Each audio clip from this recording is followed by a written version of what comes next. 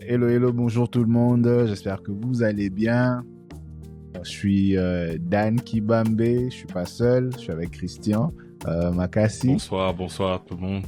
On se présente. On est nouveau chez vous. C'est un nouveau podcast et Chronique de la foi. Ce sera ça le nom de notre podcast et on aura plusieurs discussions autour de la foi. Déjà, on aimerait aussi dire que les Chroniques de la foi vous est présenté par le ministère LSTW, qui veut simplement dire Light and Salt of the World, qui se base un peu sur cet enseignement de Jésus sur la montagne, parlant du fait que les chrétiens étaient sel et lumière du monde. Le ministère LSTW nous présente ce podcast autour des chroniques de la foi, des histoires autour de la foi. On sera assez régulier chez vous, dans vos écrans, dans vos oreilles, afin de partager avec vous la parole. Alors j'espère qu'on fondera une très grande et très bonne communauté autour de la parole du Seigneur. Alors là, c'était un peu en gros, mais si on doit faire les présentations un peu plus poussées, je vais laisser Christian se présenter. Ensuite, je donnerai une présentation assez poussée de qui je suis. Bonsoir à tous encore une fois. Moi c'est Christian. Je suis avec LSTW depuis 2018. On a commencé par la grâce de Dieu sur WhatsApp et aujourd'hui voilà nous sommes là au travers de ces podcasts pour parler de Dieu, pour discuter et voilà témoigner de bienfaits de l'Éternel. Voilà, j'espère que vous êtes prêts pour le long voyage. Alors Christian, est-ce que tu es marié, tu es célibataire? Oui. Je suis marié. Je me suis marié 2 ans de mariage maintenant, par la grâce de Dieu. Père d'une jolie, magnifique, turbulente petite fille, Amara, et ma magnifique épouse, Grace Makassi. Voilà, nous sommes à 3 là en train de vivre nos petites histoires à la maison. Voilà, on est aux États-Unis et dans l'État de New York. Donc voilà, c'est un peu ça. Je pense que je te dis. Hein. Yeah, c'est une bonne présentation. Alors, en ce qui me concerne, je suis Dan Kibambe. Je suis marié, ça fait déjà quelques mois, depuis le mois d'avril. Je suis père de 2 enfants. Et puis, le mari de la seule et l'unique divine Zumbi, bientôt, Kibambe, on va déjà dire ça comme ça. Pour le moment, on est dans l'état de Georgie, on est à Atlanta. Pour les quelques temps qu'on a ici, et puis après, on verra où est-ce qu'on va se retrouver. Mais sinon, pour le moment, on est dans l'état de Georgie. Christian, comme on a dit, on allait parler de la foi. D'ailleurs, le nom du podcast, c'est Chronique de la foi. Et je crois qu'il était beaucoup plus intéressant de commencer ce podcast en parlant de la foi. Dans les quelques minutes que l'on a avec vous, on va essayer de discuter autour de ce thème qui nous réunit tous. C'est quoi la foi? Qu'est-ce qu'elle n'est pas? Et ce qu'il faut savoir, au fait, tout ce qu'il faut savoir autour de la foi. Alors, Christian, tu te lances ou tu veux que je me lance? Ouais, je peux me lancer et tout. On va toujours, la référence c'est la Bible. Le chapitre dans lequel on sera ici, ce sera Hébreux 11, que beaucoup d'entre nous connaissons. Là, on trouve la définition de la foi. On peut lire le passage. Ça, c'est la définition en arabe biblique de la foi. Hébreux 11. Et on lira le verset 2. On va commencer au premier. Je sais pas pourquoi j'ai dit verset 2. La foi est une façon de posséder ce qu'on espère. C'est un moyen d'être sûr des réalités qu'on ne voit pas. C'est parce qu'ils ont eu cette foi que les hommes de temps passés ont été approuvés par Dieu. Alors, la foi est définie comme une façon de posséder ce qu'on espère. C'est un moyen d'être sûr des réalités qu'on ne voit pas. Et ça, c'est la définition biblique de la foi. Dictionnaire ou humaine de la foi. La foi, c'est au fait considérer quelque chose comme étant vrai. Certain. La foi, c'est avoir foi en quelqu'un ou quelque chose, c'est considérer la chose comme étant vraie et avoir confiance totale en cette chose ou en cette personne. Donc, quand tu as foi en quelqu'un, c'est-à-dire que tu as une confiance aveugle envers la personne, et aussi avoir la foi, c'est considérer que la chose est absolue, c'est une vérité. Alors ça, ce sont les définitions humaines et la définition biblique de la foi. Alors, je sais pas si à ça, avant qu'on entre un peu dans les profondeurs, si Dan, tu as quelque chose à rajouter par rapport à la définition de la foi. En restant simplement sur la définition de la Bible, genre, j'ai essayé de voir dans la version second de Hébreux 11 dit que la foi est une ferme assurance des choses qu'on espère, une démonstration de celles qu'on ne voit pas. Alors, pour moi, je pense que le mot-clé dans cette définition, c'est ferme. Et puis, bon, si on veut ajouter un autre mot, c'est assurance. Donc, il faut être capable, pour comprendre la foi chrétienne, il faut être capable de comprendre quelle est notre assurance et notre aptitude à y placer une confiance aveugle, comme tu as mentionné. Donc, c'est vraiment ferme assurance des choses qu'on espère, mais il faut déjà comprendre c'est quoi notre espérance en tant qu'enfant de Dieu. Et je crois que on entrera dans 5 ans, on va essayer de parler de ce que la foi est, de ce qu'elle n'est pas. Je crois que c'est ce que je peux dire lorsqu'il s'agit de la définition. Dan nous a amené au point important ici. Qu'est-ce qu'est la foi et qu'est-ce que la foi n'est pas? Parce que c'est toujours important de lire la parole dans le contexte dans lequel il est. Et Hébreux 10 nous donne un peu de ça, du contexte. On commence Hébreux, on commence par évoquer l'inefficacité de la loi, comment les hommes, seuls avec le sacrifice de bœufs, n'ont pas pu plaire à Dieu. Jésus vient, il se donne pour nous. Pourquoi il se donne pour nous? L'objectif pour lequel on donne notre foi en Dieu, c'est l'espérance de la vie éternelle. Alors ça c'est un point clé ici. Il faut savoir que quand Hébreux nous parle, Hébreux ne parle pas d'espérer juste, plus on va en parler, ça va être clair. Au fait, l'espérance ici est focalisée sur la vie éternelle. C'est que la loi n'a pas pu nous donner. Et en foi en Christ, ayant cette foi placée en lui, on finit par avoir cette vie éternelle ou cette vie de gloire dans l'éternité. Et donc, c'est vraiment important parce que si c'est ce que la Bible nous dit dans le contexte vrai, on a des fois tendance à prendre ce passage hors contexte, ok, pour essayer de, j'allais dire blackmail en français, c'est quoi le terme? Je pense qu'ils comprendront blackmail. Blackmail, right? Blackmail, on essaie de blackmail l'éternel. Donc, tu vois, tu nous dis que voilà, on peut espérer toutes choses en toi. Alors moi, je vais espérer devenir millionnaire. Moi, je vais espérer avoir une voiture. Moi, je vais espérer que les choses iront comme je le veux. Je vais sauter le processus et ce sera comme de la magie. Obtenir ce que je veux parce que j'ai eu la foi. Alors, c'est vraiment important de réaliser que dans le contexte évoqué ici, on est en train de parler de la foi. On sait que Christ a accompli ou c'est qu'on obtient en Christ avec ce qu'il a accompli. Alors, je sais pas si Dan, tu as quelque chose à ajouter par rapport à cela. Juste, Renchéri, tu as mentionné Hébreux 10. Je crois que c'est à partir déjà de Hébreux 10 où il introduit au fait la définition que l'on a dans le chapitre 11. Alors, je vais essayer de lire, ce sera peut-être une assez longue lecture. Hébreux 10, 19 dit « Ainsi donc, mes frères, parce que Jésus a versé son sang, nous avons libre accès au sanctuaire éternel. Sa mort nous donne l'assurance pour pouvoir pénétrer dans le lieu très saint. » Alors, rappelez-vous, on a parlé d'assurance, d'espérance. Il dit, il en a frayé le chemin, un chemin nouveau qui nous mène à la vie au-delà du voile du sanctuaire. Il a pu l'inaugurer parce qu'il a pris sur lui la nature humaine et qu'il a offert son corps en sacrifice. Puisque nous avons un grand prêtre si éminent, placé à la tête de la véritable maison de Dieu, allons donc à lui d'un cœur droit et sincère, avec joyeuse assurance que nous donne la foi, sachant que nos cœurs ont été purifiés de tout ce qui pesait sur nos consciences, tout comme nos corps sont lavés lorsque nous les avons baignés dans l'eau claire. Restons fermement attachés à l'espérance que nous avons reconnue comme vraie. Espérance encore intervient ici. Celui qui nous a fait les promesses est entièrement digne de confiance, et nous pouvons être certains qu'il tiendra parole. Veillons les uns sur les autres pour nous encourager à mieux nous aimer et à faire le bien autour de nous. Ne prenons pas comme certains l'habitude de délaisser nos réunions. Au contraire, soutenons-nous mutuellement et encourageons-nous dans la foi, d'autant plus sérieusement que vous voyez se rapprocher le grand jour du retour du Seigneur. Si après avoir connu et accepté la vérité, nous l'abandonnons délibérément pour continuer à pécher, il n'existe plus de sacrifice pour effacer ce péché.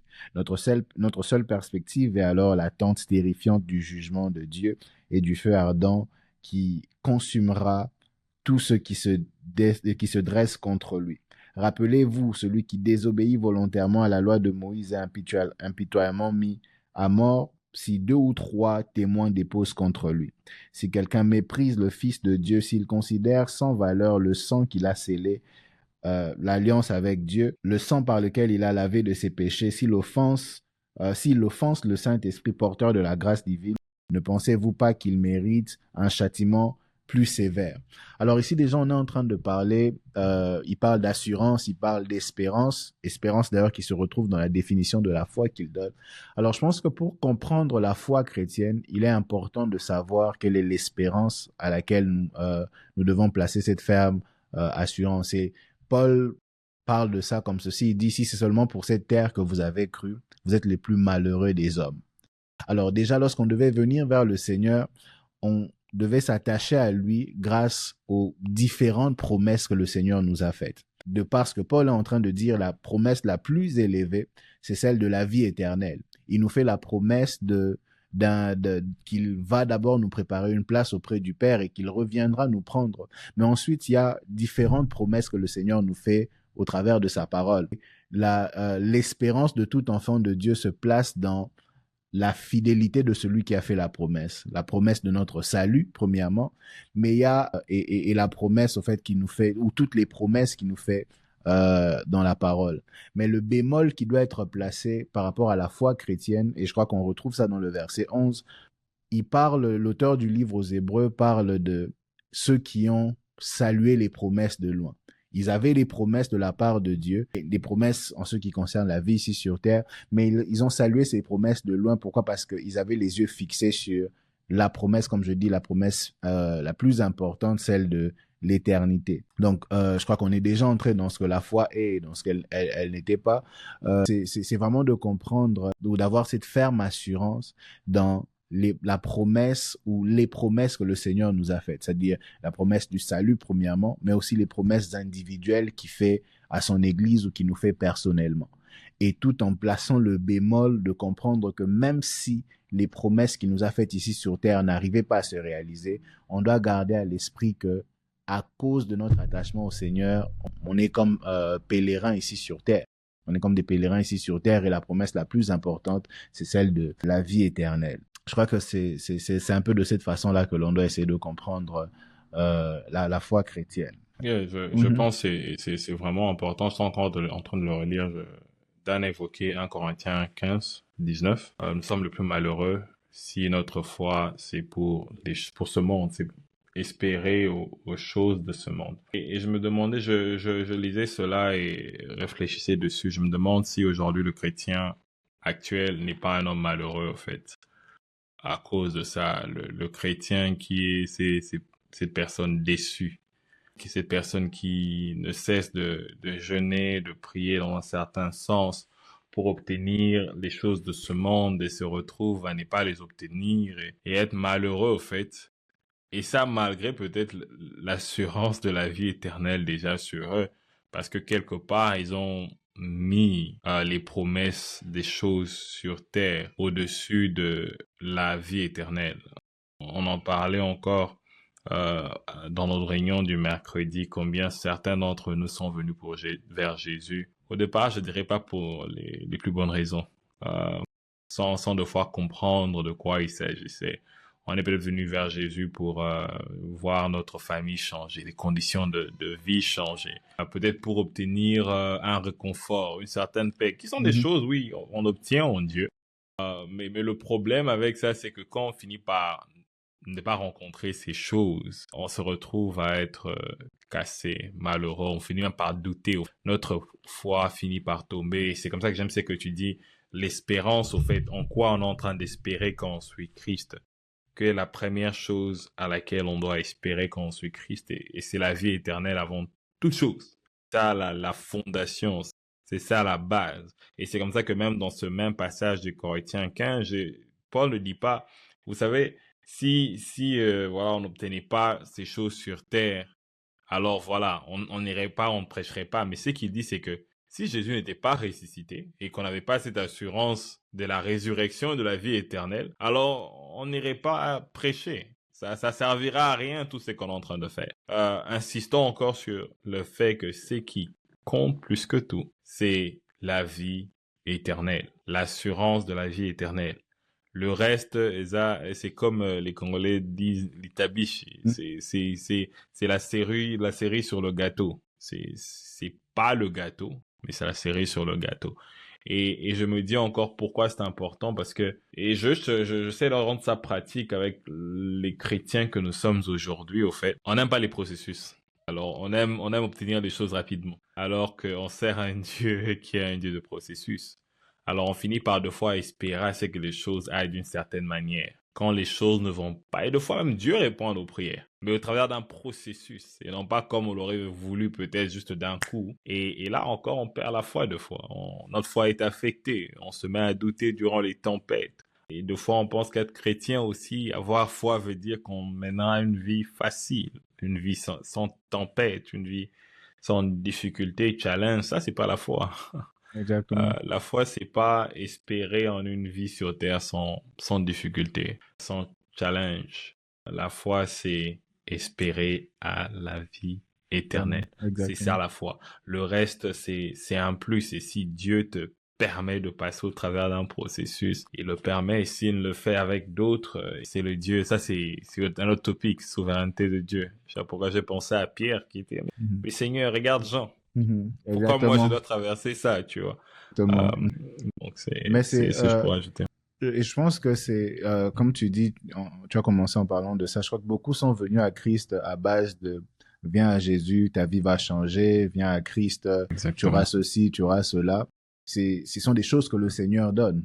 Pierre pose la question à Jésus, il dit, et nous qui avons tout abandonné, qu'allons-nous recevoir? Il dit, vous allez recevoir des frères, des maisons et toutes ces choses. Mais à ça, il ajoute aussi la persécution ou les tribulations. Alors, c'est les maisons, les frères et toutes ces autres choses font partie du package que Jésus donne. Mais lui-même place, comme je dis, j'aime encore ce terme musical et tout, il place ce bémol en disant recherchez premièrement le royaume des cieux et le reste vous sera donné par-dessus. Alors, on ne suit pas Jésus à cause des maisons ou des frères que l'on a au travers de lui, mais on le suit parce que, un peu comme Pierre le dit, parce que c'est lui qui a les paroles de la vie. Les paroles de la vie éternelle. Et maintenant, une fois que l'on est en Christ, Seigneur, ok, quels sont les bénéfices pour ceux qui te suivent?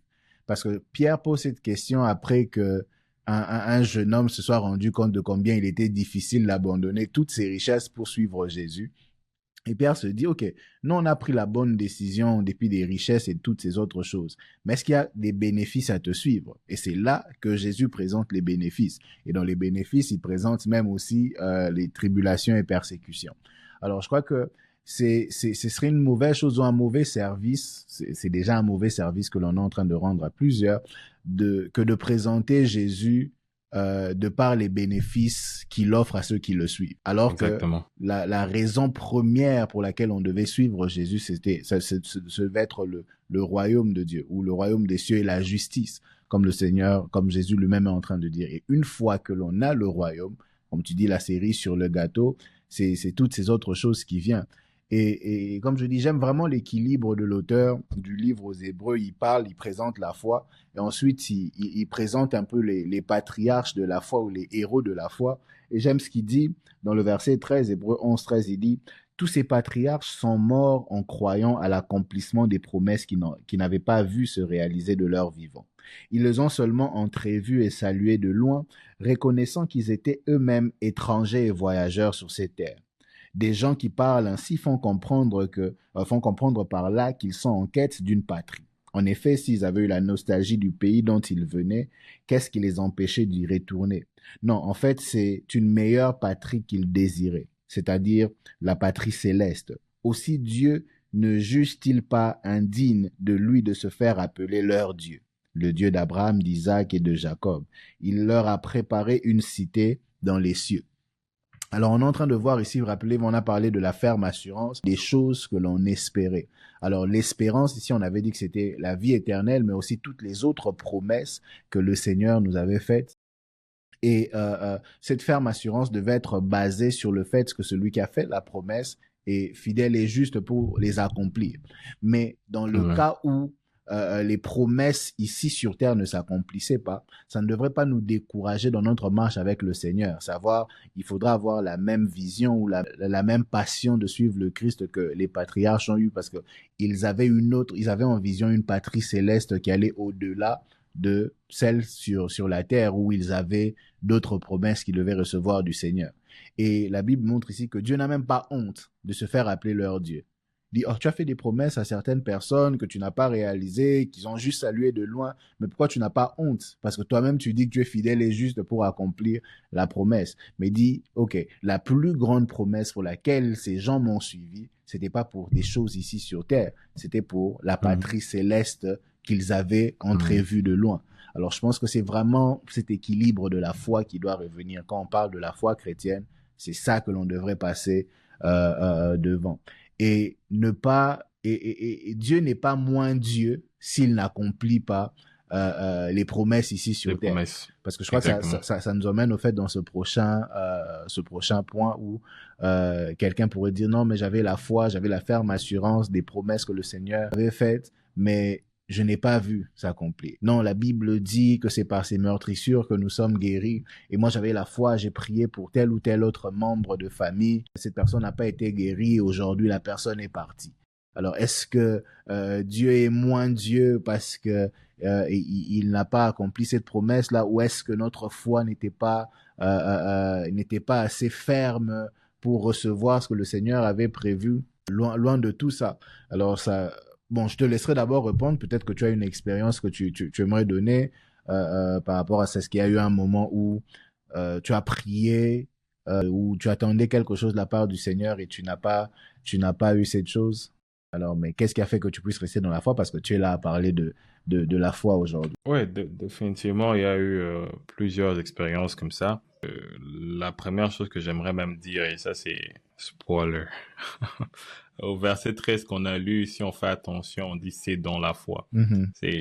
Pour moi, c'est vraiment important. Ça doit être un rappel que c'est pas comme si ces gens s'étaient éloignés de Dieu. Parce que partout on lit par la foi, ils ont par la foi, mais on dit c'est aussi dans la foi qu'ils ont vu de loin les promesses et qu'ils n'ont pas touché.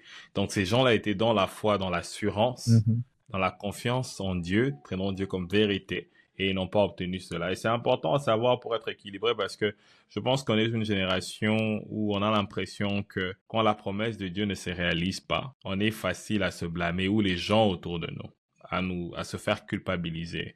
Peut-être t'as pas bien prié, peut-être que tu doutais. Et des fois, ça peut être le cas, mais au fait, toujours dire que c'est ça, en fait. C'est là le problème. Il faut être équilibré, il faut avoir une relation avec le Saint-Esprit. Est-ce que le Saint-Esprit t'a dit que c'était ta foi le problème? Donc, vraiment important à dire, et parce que je me suis retrouvé dans des situations comme ça avec... Et moi, je me rappelle, à un moment donné, je me suis éloigné carrément de Dieu. Je ne pensais pas que je prierais encore. Quand mon père est parti, on avait à prier toute la journée. Il s'était réveillé. Après être mort une fois à la maison, on l'a réanimé. On priait toute la journée. Le monsieur, il est debout, il fait rire tout le monde et tout. Mais bon, je pense que lui-même sentait que c'était déjà de son jour et tout. Et il nous donnait des conseils en fonction de cela. Mais toi, tu te dis, bon, on a prié. Et tu te retrouves, c'est sûrement un sujet qu'on évoquera un jour ici, et tu te retrouves dans la situation où la personne part et te dit, mais bon, à quoi ça sert de prier si Dieu, dans sa souveraineté, a déjà décidé d'une certaine manière. Donc, tant que ma prière ne va pas dans sa volonté, alors à quoi ça sert même de prier? À quoi ça sert de prier si les promesses ne sont pas manifestes comme moi je le désire? C'est pas mon timing, c'est le timing de Dieu. Et c'est là, comme j'ai dit, que c'est vraiment, vraiment important de réaliser que la foi, c'est pas essayer d'utiliser Dieu, la parole de Dieu, pour faire que notre volonté soit faite. Et moi, c'était ça, et c'était de la frustration, c'était de la colère. Je me suis éloigné de Dieu. Je ne voyais vraiment pas le pourquoi de prier. Si Dieu avait déjà décidé de ce qui devait arriver. Quand tu es déjà proche de Dieu, hein, tu ne sais pas pourquoi, mais t'es là maintenant, tu te mets encore à prier. Peut-être que t'allais pas prier, mais tu te retrouves encore à dire à Dieu, protège ma famille, à Dieu, sois présent pour ma famille. Puis il y a une voix qui te dit, mais toi, t'as dit que t'as plus prié. Et tu te rends compte que c'est vrai qu'il n'a pas fait cette chose-là. Et tu te rends compte qu'il a quand même fait l'autre. Et demain, dire, bon, tu sais quoi, voilà, celui-là, t'as rien fait. Et ici, au moins, tu agis. Et je pense que le danger avec... Et je pense que je suis tombé dans ça. Tu commences à conditionner au fait les promesses de Dieu. Il y a certaines choses pour lesquelles tu pries avec assurance, sachant que Dieu va agir. Mais il y a d'autres choses, quand ça arrive, te dis, j'ai déjà eu à prier pour ça plusieurs fois. Il n'y a pas eu de résultat, je ne veux pas le faire de cette manière. Et sans qu'on s'en rende compte, ça devient une foi cassée, une foi qui n'est plus équilibrée. Parce qu'encore une fois, Dieu peut dire non aujourd'hui, c'est pas qu'il a dit non parce qu'il ne voulait pas, mais c'était juste pas le moment, le timing. Tellement de choses par rapport à ça, et peut-être qu'il attend que tu fasses cette prière-là 2 ans plus tard pour exaucer la chose. Exemple, tu pries pour le mariage à 15 ans. 16 ans. Dieu ne répond pas. Et là, tu dis, tu sais quoi? Dieu m'a pas donné le mariage, c'est que, voilà. C'est pas sa volonté pour moi. C'est pas sa volonté pour moi, je peux prier. Alors, c'est une prière que tu veux faire peut-être à l'âge de 23 ans, 24 ans, je ne sais pas moi. Alors, c'est vraiment important d'être équilibré, de savoir que, voilà, on sert un Dieu vivant. C'est important d'avoir une relation vivante avec lui. Et ça, je pense, c'est clé dans la foi. Encore une fois qu'on réalise au fait que la promesse clé, c'est la vie éternelle, le reste est un plus. Alors, on demande. Exactement. Et si il dit non, oui, ça peut faire mal. On va pas mentir, hein. C'est pas comme si quand tu le sais que ça rend les choses faciles. C'est parce que, voilà, Abraham savait que Dieu pouvait sauver Isaac. Ça rendait le voyage, il était chill durant le voyage. Non, je vais aller, de toute façon, si je le tue, il va dire, non, le processus reste là. Exactement. Le challenge, la peine, la difficulté reste là. Et c'est humain. Et de fois, on se le dit, mais si j'ai la foi, pourquoi j'ai ressenti ces douleurs-là? Si j'ai la foi, pourquoi j'ai hésité? Et moi, je me rappelle, Dieu m'a vraiment aidé avec ouvrir à lui, savoir lui parler avec ce qui s'est passé avec Jésus. Je pense pas que la prière où Jésus dit éloigne de moi cette coupe, Jésus a perdu la foi. Mais c'était genre Dieu, hein, moins daté. Désolé, ça faut juste dans le lingala. Moins daté, et Dieu lui dit non. Et puis il dit c'est pas ma volonté, c'est ta volonté. Alors il y a rien de mal à dire, Seigneur, voilà, sincèrement, je veux que cette situation se passe comme ci. Et tu pries pour ça. Et après, c'est pas ta volonté. Et quand la volonté de Dieu arrive et ça nous fait mal, voilà, il faut juste se rappeler que la raison pour laquelle on l'a suivi d'abord, c'est pour la vie éternelle. Et c'est que ça nous aide à continuer à avancer avec lui. Ça a peut-être pas enlevé la peine, mais parce qu'on continue avec lui, le fait de rester à ses côtés, on finit par en guérir et ça devient un témoignage pour lequel on finit par parler. Donc, j'ai trop parlé. Donc, c'était des choses très intéressantes que tu as partagées. Pour ajouter à ça, moi j'aime bien le dire comme ça, parce que la Bible n'est pas le testament d'un Dieu mort. C'est le testament d'un Dieu qui est vivant. Et je crois que là où il y a des zones d'ombre, où c'est compliqué, il est toujours là pour nous aider. C'est pour ça qu'il a laissé le Saint-Esprit. Il savait qu'on allait avoir besoin de lui dans ce parcours. J'aime ce que tu dis quand le fait que Abraham savait que Dieu pouvait ressusciter son fils n'a pas rendu le processus facile. Et je crois que le mot-clé, c'est pouvait ici. Et j'aime ce texte d'ailleurs dans Ézéchiel 37, on va le lire. Je lis à partir du verset 1. « La main de l'Éternel fut sur moi et l'Éternel me transporta en esprit et me déposa dans le milieu d'une vallée remplie d'ossements. Il me fit passer auprès d'eux tout autour, et voici, ils étaient fort nombreux à la surface de la vallée, et ils étaient complètement secs. Il me dit, Fils de l'homme, ces eaux pourront-ils revivre? Je répondis, Seigneur éternel, tu le sais. Et il me dit, prophétise sur ces eaux, et dis-leur, ossements desséchés, écoutez la parole de l'Éternel. » Bon, mais la partie intéressante ici, c'est la question que le Seigneur lui pose. Il lui dit, Fils de l'homme, ces ossements pourront-ils revivre? Je répondis, Éternel, tu le sais. Alors ici, on remarque le prophète qui connaît déjà Dieu ici, il connaît les capacités de Dieu. Le Seigneur lui pose une question concernant la possibilité que les ossements puissent reprendre vie. Il aurait pu dire, oui, tu es le Dieu tout-puissant. Mais il dit, tu le sais. Pourquoi? Parce qu'il sait que Dieu est puissant, mais il préfère se laisser à la volonté de Dieu face aux ossements qui se présentent devant lui. Et c'est la même attitude que chacun de nous devons avoir. Nous avons cru en un Dieu puissant, qui peut tout faire, qui a déjà tout accompli à la croix. Mais en ce qui concerne les situations de la vie que l'on traverse, il ne faut pas être pressé de se dire que, oui, le Seigneur va faire quelque chose ici. Je crois que la sagesse serait de dire, Seigneur, tu sais ce que tu veux faire. Je crois que tu as mentionné ça. La foi n'est pas le moyen par lequel on manipule Dieu, ou on l'emmène à faire notre volonté. Non, la foi, c'est juste c'est le moyen par lequel on présente à Dieu notre soumission à sa volonté. à sa volonté parfaite, où on démontre à Dieu notre confiance en son plan parfait qu'il a pour nous. Et je crois que le livre d'Hébreux, c'est un de mes livres préférés lorsque je me suis lancé dans ce voyage pour essayer de comprendre la foi devant certains grands problèmes que l'on rencontre dans la vie. J'ai encore essayé de lire quelque chose ici qui montre vraiment l'équilibre de cet auteur. Je crois que on finira par là. Alors, ok, je vais lire à partir du verset 32, Hébreux 11, 32, qui dit « Que dirais-je encore, le temps me manquerait si je voulais parler en détail de Gédéon, de Barak, de Samson, de Jephthé, de David et de Samuel et des prophètes. Soutenus par leur foi, ils ont conquis des royaumes, exercé la justice, obtenu la réalisation des promesses, fermé la gueule aux lions, éteint le feu ardent, échappé aux tranchants de l'épée, triomphé de la maladie. Ils sont devenus forts et ont fait preuve de vaillance dans les batailles, mettant en fuite des armées ennemies. Des mères ont vu leurs enfants morts ressuscités pour leur être rendus. D'autres, par contre, et j'aime cette transition qu'il fait ici, il dit d'autres, par contre, ont été torturés et ont refusé d'être délivrés, car ils espéraient être emmenés à la résurrection et à une vie meilleure. D'autres corps ont enduré des moqueries, des fouets, les mêmes chaînes et la prison. Ils ont été lapidés, torturés, sciés en deux ou mis à mort par l'épée.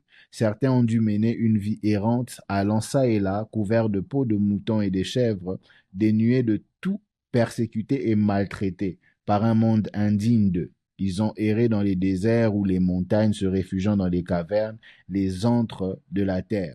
Dieu a rendu à la foi de tous ces hommes un excellent témoignage et cependant, aucun d'eux n'a vu se réaliser ce qui leur était promis. Alors ici, on est en train de montrer que par la foi, certains ont fermé la gueule des lions, certains ont éteint des feux, des mères ont vu leurs enfants morts revenir à la vie et il continue dans la même idée, il dit que certains, par la même foi, ont été torturés, sciés en deux.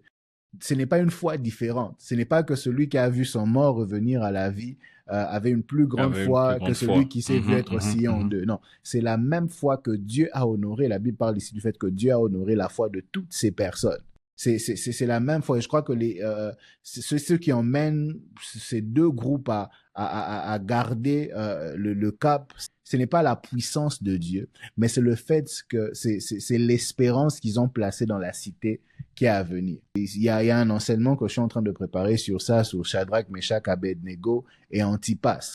Ces 4 personnes qui, craignant le Seigneur, marchant dans la crainte du Seigneur, ont deux réalités différentes face aux mêmes problèmes qui sont en train de traverser. Les amis de Daniel font face à une statue qui est élevée, qui doivent louer ou qui doivent adorer. Ils disent qu'on ne fera pas. Le roi insiste. Il dit, et le roi dit, quel Dieu pourra vous délivrer de ma main? Il dit, non, nous n'avons pas besoin de te répondre là-dessus. Notre Dieu peut nous délivrer. Et s'il ne le faisait pas, nous n'adorons pas la statue. Et ils sont jetés dans le feu, un feu qui est chauffé d'ailleurs 7 fois. Et les gens qui les emmenaient, eux, se retrouvent morts. Yeah. Et une fois qu'ils se retrouvent à l'intérieur du feu, 3 personnes ont été jetées et il y a une 4e personne. Et la Bible est en train de dire qu'ils sont ressortis et rien d'eux n'était brûlé. Ça, c'est Dieu qui les délivre. La main forte de Dieu les sort de là. Mais de l'autre côté, on a Antipas, je crois qu'il n'est pas beaucoup mentionné dans la Bible. Et lorsque le Seigneur est en train de donner des messages aux églises, il parle, c'est Jésus lui-même qui parle d'Antipas, il dit « mon serviteur ». Et comment est-ce que Antipas est mort? Antipas est mort dans le feu, il est mort brûlé. Il est mort brûlé à l'intérieur d'un veau ou d'un taureau. C'est le même Dieu qui honore la foi de ses serviteurs de façon différente. On a un groupe qui est sauvé et on a un autre qui meurt dans le feu. Dieu aurait pu... est-ce que la foi de Shadrach, Meshach et Abednego était beaucoup plus grande que celle d'Antipas? Je ne pense pas. Dieu lui-même dit qu'Antipas était son serviteur. Et si vous étudiez la vie d'Antipas, vous allez vous rendre compte que il était sérieux dans une ville où l'occultisme était très, très élevé. Alors, je pense vraiment que comprendre la foi chrétienne, c'est revenir à la base de suivre Jésus pour le royaume des cieux et la justice. Et le reste, c'est des bénéfices ou la cerise sur le gâteau que le Seigneur déposera au-dessus. Alors, je pense qu'on a beaucoup d'histoires. Christian a parlé de son témoignage que je connais un peu. On aura peut-être le temps, il va nous parler de son témoignage. Je parlerai de mon témoignage avec cette histoire qu'on ou ce thème que l'on a abordé sur la foi. Je pense que pour le moment, on va s'arrêter là et on reviendra dans les prochaines éditions. Je crois que Christian reviendra peut-être seul d'abord parler de son témoignage. Je reviendrai et ensuite on va continuer dans tout ce que l'on a prévu pour vous. C'est notre première fois, on va le dire comme ça. On essaiera d'être régulier avec vous et en espérant que vous serez régulier avec nous et que le Seigneur utilisera ces podcasts pour bénir ou encourager la foi de tout un chacun d'entre nous, de manière à ce que lorsque le Seigneur reviendra ou lorsque nous irons le rencontrer par le canal de la mort ou quelque autre canal, que nous soyons prêts et que nous puissions entendre de lui, bon et fidèle serviteur, entre dans la joie de ton maître. Alors, je crois que si vous êtes sérieux dans votre quête du Seigneur, dans votre marche avec le Seigneur,